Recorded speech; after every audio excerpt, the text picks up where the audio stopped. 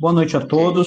Eu sou Petros Evelyn, eu sou criador da página do Piauiense e hoje nós iniciamos a nossa segunda entrevista com os pré-candidatos à Prefeitura de Teresina. Hoje nós conversamos com o jornalista, pedagogo, ex-secretário de Cultura e deputado estadual pelo PT, Fábio Novo. Seja muito bem-vindo ao Piauiense.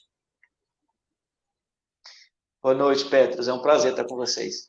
Deputado, primeiramente, eu queria que o senhor falasse resumidamente os motivos que fazem com que o senhor se considere ser a melhor opção para a Prefeitura de Teresina.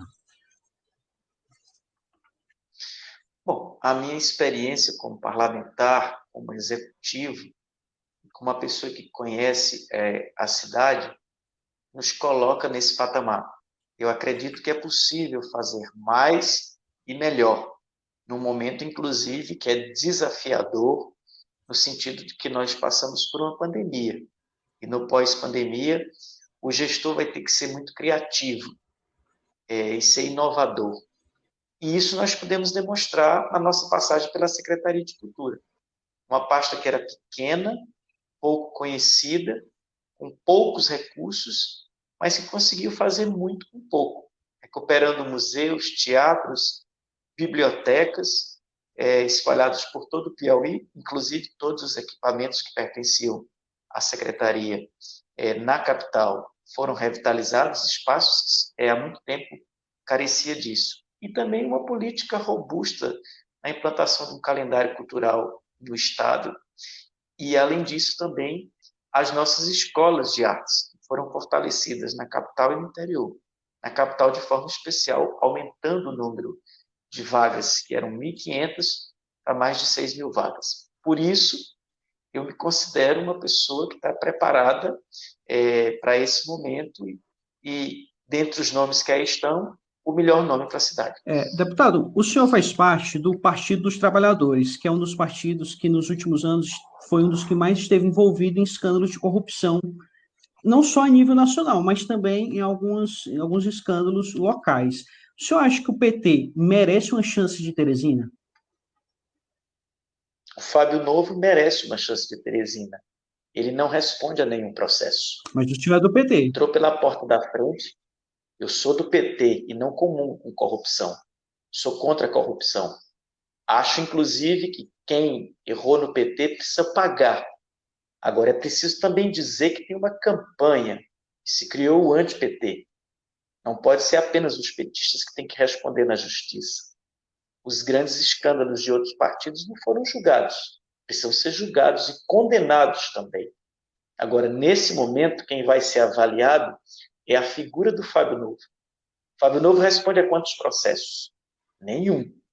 Nenhum. Então, nesse momento, o que vai estar sendo colocado em discussão é a pessoa do Fábio Novo.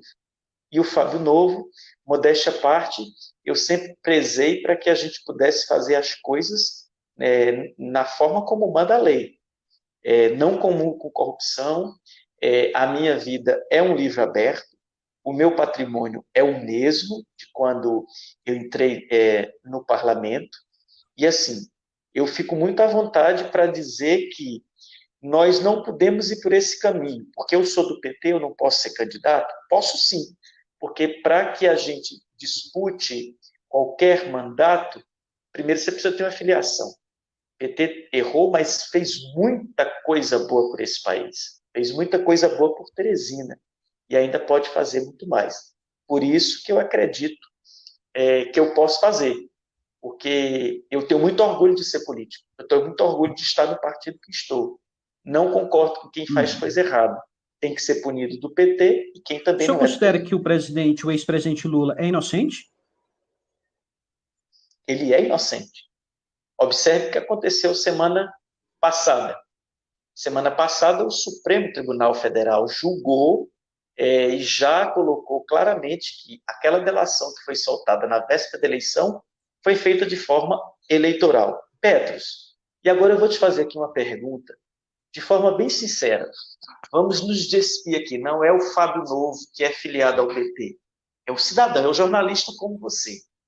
Em qualquer lugar do mundo, você acha que é correto um juiz pega e julga o cara que está em primeiro lugar nas pesquisas, condena ele, apressa o julgamento em segunda instância, prende o cara que está em primeiro lugar nas pesquisas. Beleza. E o que acontece? Pós-eleição, esse juiz que julgou e prendeu quem estava em primeiro lugar nas pesquisas e que não pôde ser candidato, é convidado para ser ministro de quem ganhou. Tem uma coisa errada aí nessa história, ou não tem? E o que aconteceu? O Moro, como é que um cara que ganha 100 mil reais por mês, é um juiz federal vitalício, renuncia o seu cargo vitalício concursado para ser ministro, sabendo que a qualquer momento ele pode perder? E o Moro, inclusive, não conseguiu cumprir nem os 2 primeiros anos como ministro do governo Bolsonaro. Inclusive, o próprio Moro declarou agora, nos últimos 20 dias, declarou claramente que foi muito duro, mais do que o suficiente contra o PT e contra o presidente Lula. Então, eu tenho esperança que o Supremo termine de julgar, porque semana passada já julgou uma parte e declarou suspeita aquela situação que estava julgada pelo ministro Moro, e faça justiça. E fazer justiça é dar um julgamento justo para o presidente Lula. Em nenhum lugar do mundo, que tem uma justiça funcionando bem, admitiria a possibilidade de ter um juiz que condena alguém, esse juiz depois é promovido, ganha um cargo de ministro, porque condenou e prendeu quem estava em primeiro lugar nas pesquisas. Então, por isso eu acredito que o presidente Lula é inocente. Tudo bem. O senhor está recebendo orientações do presidente Lula e do ex-ministro, ex-prefeito de São Paulo, Fernando Haddad?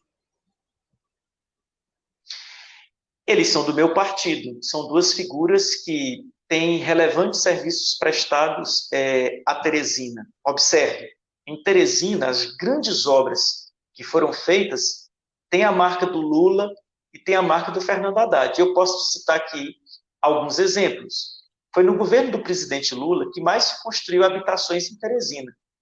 E vou te dar 2, apenas para exemplificar. A Vila Irmã Dulce, são 4 mil casas. O conjunto Jacinto Andrade, foram construídos na gestão do presidente Lula, que também nos ajudou em Teresina a terminar uma obra que era encantada, o HUT. Foram mais de 20 anos. O Hospital Universitário, quem não se lembra, foram 25 anos esperando. Um hospital que depois, com a presidente Dilma, fez o concurso, foram 1.700 novos cargos federais implantados aqui em Teresina. Nós só tínhamos uma escola técnica federal, Petros, em Teresina. Com Fernando Haddad foi criada aquela que fica ao lado do antigo prédio da Cepisa, a do Renascença. E, além de Teresina, nós passamos 100 anos no Piauí com apenas uma escola técnica federal, que depois viraram os institutos. Foram criados mais 18. Então, isso é uma grande revolução que foi feita no Estado. Então, são pessoas que merecem o nosso respeito pelas coisas que fizeram em favor do Piauí, são pessoas experientes. Fernando Haddad foi o maior ministro da educação que a gente teve. Foi quando o Brasil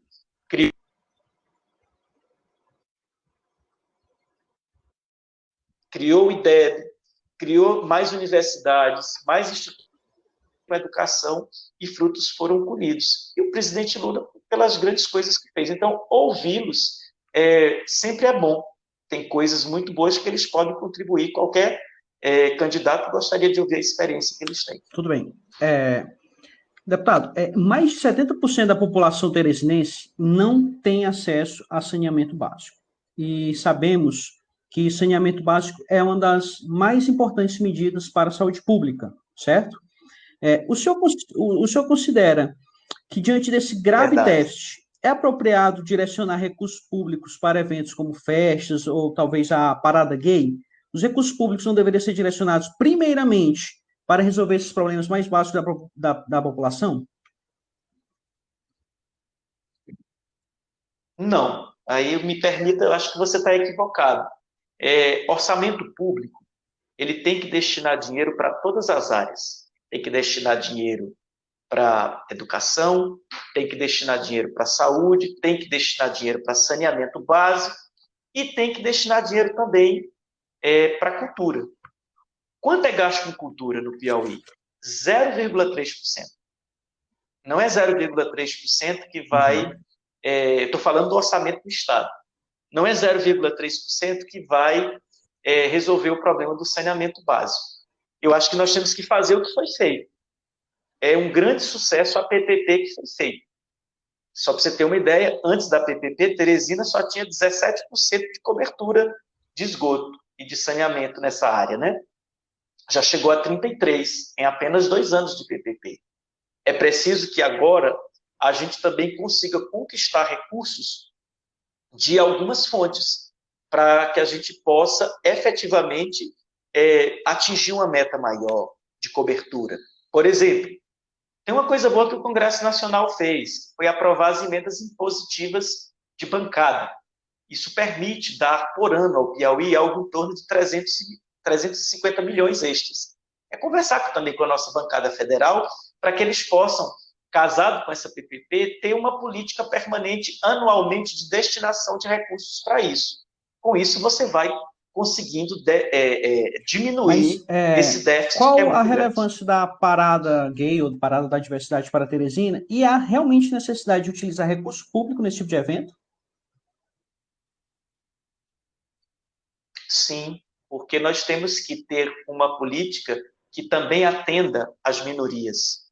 As minorias precisam ser atendidas.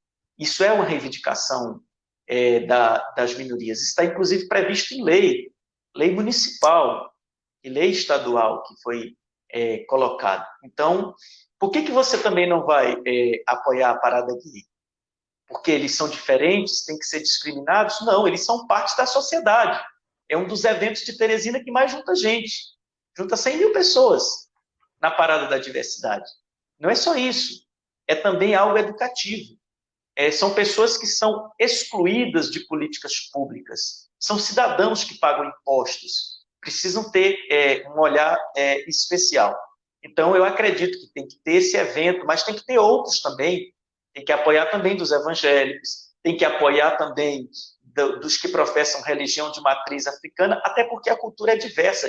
Isso está previsto na nossa Constituição, que cultura também é essencial para a vida das pessoas. É bom dizer que nesse período de pandemia ficou claro o papel e a importância da cultura. Nós tivemos que cumprir isolamento social e não estamos cumprindo. E veja, o quanto a cultura foi importante. Eu acho que, inclusive, o orçamento da cultura é pequeno. Tem uma proposta de emenda constitucional que coloca que tem que se aplicar 1% em cultura. Nós estamos aplicando 0,3%. Né? Então, eu considero que é importante nós apoiarmos esses segmentos que historicamente foram discriminados. E aí eu não falo só o que você citou da parada gay. Tem que apoiar a parada gay, tem que apoiar também quem é da religião de matriz africana, eventos para mulheres, crianças e adolescentes. Tem que ter também um olhar especial para todos esses segmentos, os nossos índios também, que sofrem o senhor bastante falou preconceito agora e que discriminação. o governo tem que apoiar, inclusive, eventos evangélicos de outras áreas, mas quando eu abri para perguntas dos telespectadores, tinha até algumas perguntas que eu ia fazer mais na frente, mas eu vou fazer logo que o senhor já citou isso, que é que alguns artistas não alinhados ideologicamente têm muita dificuldade de conseguir verba na Secretaria de Cultura. É verdade essa informação? Se não tiver um contato político e se não tiver um alinhamento ideológico, eles não conseguem esse patrocínio da Secretaria de Cultura? Não é verdade isso. Pelo contrário, é um dos momentos mais democráticos. Observe os projetos que foram aprovados pela Lei Estadual de Incentivo à Cultura. Tem de gente de esquerda, gente de direita, de todos os segmentos. Tudo Bem bem. democrático isso. Só uma perguntinha que eu ia fazer depois da pergunta O senhor considera que o teresinense é homofóbico? Não, pelo contrário. Tem uma pesquisa que mostra que cerca de 82% dos teresinenses apoiam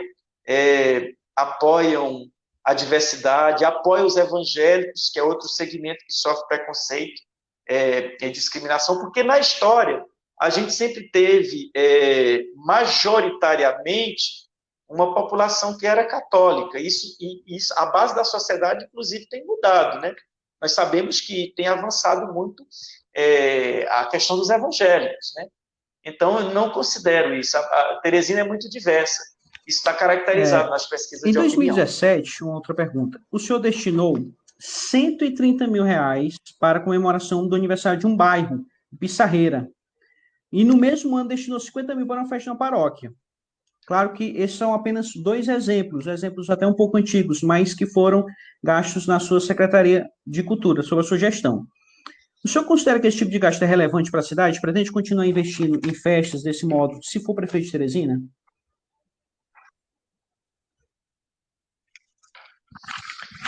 Veja só, a forma como você coloca, ela é preconceituosa. É como se a Pissarreira não merecesse ter uma festa. É como se isso é desnecessário. Isso é uma demanda que veio de lá. Deixar claro aqui para você que a verba da cultura só pode ser gasta com Mas o senhor não cultura. acha um gasto Não posso tirar elevado a para uma verba da festa no cultura bairro? para colocar em educação. Não, porque quem define isso é a comunidade, não sou eu. Tem que ver o que é que foi aplicado. A festa não é só a banda. A festa é a banda, é o palco, é a contratação que envolve uma série de coisas. É o cantor, é o transporte, tem toda essa situação. E ela gera economia e renda para os bairros. Vou te dar um exemplo. Você investe 1.200.000 no Festival de Inverno de Pedro II e volta para a cidade 6 milhões no Festival de Inverno de Pedro II. Pedro II, antes do Festival de Inverno, era uma cidade que não tinha um prédio de andar, era desorganizada a Opala, era desorganizada a questão do artesanato e era desorganizada a questão da culinária. Hoje é uma referência na culinária, é uma referência na Opala e é uma referência nas redes que são vendidas de Pedro II. E é uma referência, inclusive, em ecoturismo, pelas cachoeiras e pelas montanhas que tem na cidade. E quem conseguiu revelar isso?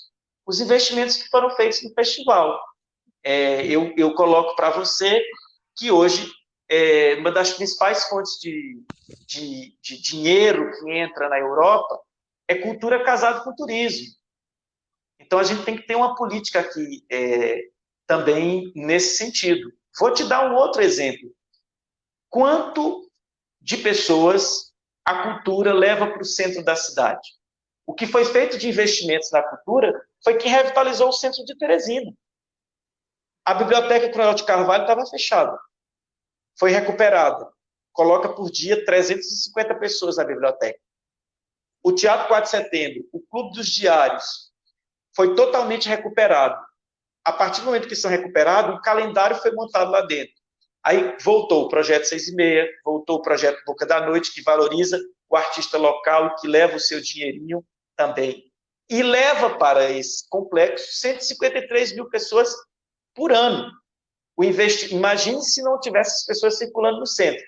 As escolas de artes que foram recuperadas e modernizadas no centro colocam pessoas no centro. Eu estou falando de 6 mil pessoas por dia, porque tem quase 3 mil pessoas nas duas escolas, de 3.500 pessoas nas duas escolas de música e dança dos 3 turnos, e também na escola de teatro. Então, os investimentos em cultura no centro da cidade revitalizou algo que estava muito morto. Né? Então, os investimentos em cultura, eles são necessários. Eu compreendo dessa forma. Ele não pode ser visto como algo supérfluo. Repito, na pandemia, as pessoas viram o quanto é importante o investimento em cultura. Vou mudar de assunto. O senhor criticou a ação da Polícia Federal durante a Operação Topi, que inclusive acho que o senhor fez uma postagem que afirmou que a Polícia Federal estava sendo usada pelo presidente Bolsonaro. O senhor é contra esse tipo de operação e não acha que houve desvios na educação pública no governo do Estado? Não, veja só. Eu não estou dizendo que o Bolsonaro interfere na Polícia Federal. Quem disse isso foi o próprio ministro dele, foi o Moro. O Moro pediu demissão da Polícia Federal, por quê? Porque o presidente queria colocar um superintendente no Rio de Janeiro para proteger os filhos das coisas que estavam sendo feitas lá. E no momento que mudou o superintendente da Polícia Federal, no momento que mudou o diretor-geral da Polícia Federal, o primeiro ato dele foi mudar quem? O superintendente da Polícia Federal do Rio de Janeiro. Houve uma operação contra o governador do Rio de Janeiro, que é declaradamente contra o Bolsonaro. Houve operação contra o governo da Paraíba, que é declaradamente contra o Bolsonaro. Houve operação contra o governador do Pará, que é declaradamente contra o Bolsonaro. No caso do Piauí, eu sou a favor que se faça as investigações. Não quero que proteja ninguém. Se a deputada Regiane Dias for culpada, ela tem que pagar. Se o governador Wellington Dias for culpado, tem que pagar. O que eu questionei, e qualquer advogado fará esse questionamento. Veja só, a deputada Regiane Dias passou 5 meses procurando a Polícia Federal, dizendo, estou aqui à disposição, quero prestar esclarecimentos. Mandou os e-mails, acho que você viu os e-mails para a delegada da Polícia Federal. Ela ignora os e-mails, não Mas é atende... papel da pessoa que está sendo investigada. Eu estou sendo investigada e atrás do delegado? Você está me investigando. O delegado é quem intima, não é não? Quem não deve, não teme, meu querido. Não, senhor. Se tem algo, Fábio Novo, se eu estou sendo acusado de alguma coisa, eu acho que eu não devo nada, eu posso te procurar como delegado, se eu vim aqui prestar os meus esclarecimentos. E você tem que me ouvir. Você é obrigado a me ouvir, se você tem um inquérito. Aí você não me escuta, eu te faço 5 provocações para você me ouvir. Você não me escuta e depois você entra com pedido de busca e apreensão na minha casa. Não tinha necessidade. Se eu estava me colocando à sua disposição para falar. Essa cena foi para quê? Foi para tirar uma foto, para dizer a Polícia Federal foi na casa do governador. Olha o que aconteceu com o ex-governador Pimentel de Minas. O que foi que aconteceu? Fizeram tudo isso. Ele agora foi inocentado. Quem paga esse prejuízo? Então, assim, eu sou a favor que a polícia investigue. Vá até o fim. E se a deputada Regiane for culpada, ela tem que pagar. Se o governador for culpado, tem que pagar também. Mas excesso e abuso de poder também precisa se colocar. Lembra quando aconteceu? Precisava fazer condução coercitiva do ex-presidente Lula? Não precisava. Como é que você faz condução coercitiva de alguém que está querendo falar? Aquilo foi apenas para ter uma imagem, para dizer o presidente foi conduzido coercitivamente, né? Eu sou contra isso, abuso de autoridade. Esse parênteses, porque é o seguinte, já estamos nos nossos 5 minutos finais, e assim, eu, Petro Zevlin, em 2016, eu fui processado pelo Rafael Fonteles, pela Secretaria de Fazenda, porque eu fiz críticas ao CPF na nota. E em 2018, menos de 2 anos depois, eu fui processado pelo Fábio Abreu. Estou sendo processado atualmente pelo Fábio Abreu por ter criticado a sua gestão na Secretaria de Segurança. Inclusive, no caso do Fábio Abreu, ele utilizou a Delegacia do Crime Organizado para me investigar e várias outras coisas. O senhor não considera que esse tipo de ação, dentro do governo, que o senhor faz parte, é um tipo de abuso de autoridade, inclusive talvez seja uma orientação do governo Wellington Dias para calar críticos? E é aceitável, o senhor, como jornalista, que um jornalista, por criticar a gestão de um político, seja perseguido dessa forma pelo governo do Estado? Não, cada caso é um caso. Você, como jornalista, tem o direito e deve fazer com que a informação seja publicada. Eu também sou jornalista. E todas as vezes que fiz as minhas matérias, não respondi a minha matéria. E olha que eu fiz no meu período matérias muito duras, duríssimas, contra, inclusive, o próprio governo, mas sempre tinha o cuidado. E às vezes eu queria muito publicar aquela matéria, mas eu não publicava. Nenhuma matéria minha saía sem ouvir a outra parte. Porque no Piauí, não estou dizendo que é o seu caso, mas na maioria das vezes acontece que você publica uma versão, uma denúncia, e no final você diz, eu não consegui falar com aquela pessoa. Está aqui à disposição depois. Não é assim. Eu discordo disso. Eu acho que quando você faz uma denúncia, já tem que vir a resposta de quem está sendo denunciado. Porque quando você põe a denúncia sem ouvir a outra parte, muitas pessoas vão ler e não vão ver a outra parte. E no outro dia seguinte, se a pessoa manda o direito de resposta, talvez aquelas pessoas que leram no primeiro dia não vão ler no segundo dia. É isso que eu defendo. Cada caso é um caso. Eu não conheço esse seu caso em relação ao Rafael Fonteles e nem ao Fábio Abreu. O que eu acho que você deve apresentar a sua defesa. Acho que jornalistas também cometem abusos, e quem comete abuso também precisa responder, porque nós vivemos com a liberdade de expressão, mas os excessos da liberdade de expressão, para isso existe a justiça, para, inclusive, dosar se realmente a sua liberdade de expressão ela teve excessos. Se teve, você tem que pagar pelos seus excessos. Se não teve, que o processo seja arquivado e que depois você cobre danos morais do Rafael Pontetes. Infelizmente, o tempo já está acabando e, assim, eu sempre explico, desde ontem com o candidato Major Diego, que o piauiense é uma mídia independente. Nós não aceitamos e não queremos aceitar, não vamos aceitar nunca dinheiro público. E eu peço doação. Eu queria pedir uma doação para o senhor no site www.apoia.se/piauiense. Pode doar a partir de R$ 10, é um valor que eu peço para que os leitores criem o portal. E como é apenas meia hora, eu queria convidá-lo novamente, mais próximo quando o senhor for realmente candidato, quando estiver mais próximo das eleições, para conversarmos novamente. E eu deixo esse espaço final para o senhor falar o que desejar e, desde já, agradeço a sua participação aqui. Primeiro, Petros, eu queria agradecer a oportunidade de estar falando com você. Parabenizar pelo seu trabalho. Continue. Jornalista tem que ser chato mesmo, tem que perguntar coisas que não sejam apenas mamão com açúcar. E eu gosto quando você instiga. Isso é muito bom. Lembra o meu tempo de 2002. Vou contribuir, sim, de forma voluntária para que você continue fazendo o bom jornalismo. Pode contar comigo. Agradeço a oportunidade, dizer que estou nessa missão, poderia estar de forma muito confortável seguindo o meu trabalho, e sei que é muito desafiador ser candidato a prefeito de Teresina, mas estou com muita convicção que eu vou fazer uma campanha propositiva.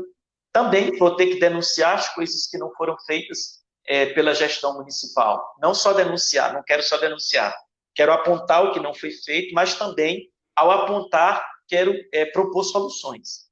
É isso que me move ser candidato a prefeito de Teresina, porque a cidade me acolheu, sou cidadão teresinense, concedido por unanimidade pela Câmara de Vereadores, e quero, com a minha energia e com a minha experiência, dar minha contribuição para essa cidade, se assim o povo de Teresina desejar. No mais, eu só agradecer a oportunidade de estar nesse momento muito rico aqui com você. Parabéns pela iniciativa. Muito obrigado. Quem quiser assistir essa entrevista pode entrar nas nossas redes no Instagram, o Piauiense também no Facebook e no YouTube. Foram transmitidos simultaneamente nas 3 redes. Muito obrigado, boa noite.